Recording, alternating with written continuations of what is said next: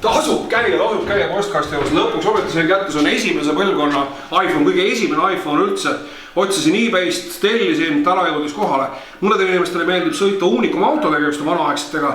Minule meeldib rääkida väga vanade telefonidega, nii et paneme käima, vaatame, mis sellega tänapäeval üldse teha saab.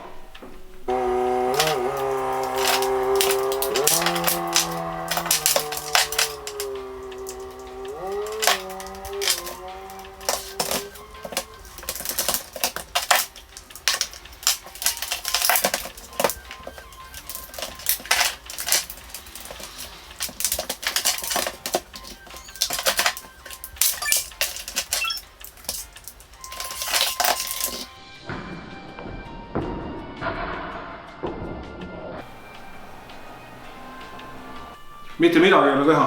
Esimese põlvkonna iPhone lihtsalt ei tööta tänapäeval. Mul oli meelest juba ära, aga siis äppe, aga mitte midagi ei ole võimalik siia ilma juhtmete downloadida.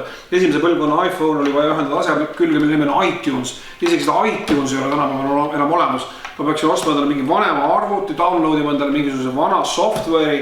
Ühesõnaga, nii-öelda Unicum autode maailma see asi edasi viia selleks, et sõita tänapäeval iPhone'iga, peaksid teed olema umbes 1930. aastate omad. Täiesti lootusetu. Midagi ei ole teha, ma olen väga kurb ja väga löödud. Aga nii ta on. Niisiis sõbrad, kui te arvate, et te oma vanade telefonidega või isegi praeguste telefonidega veel 10 aasta pärast midagi teha saate, unustage ära.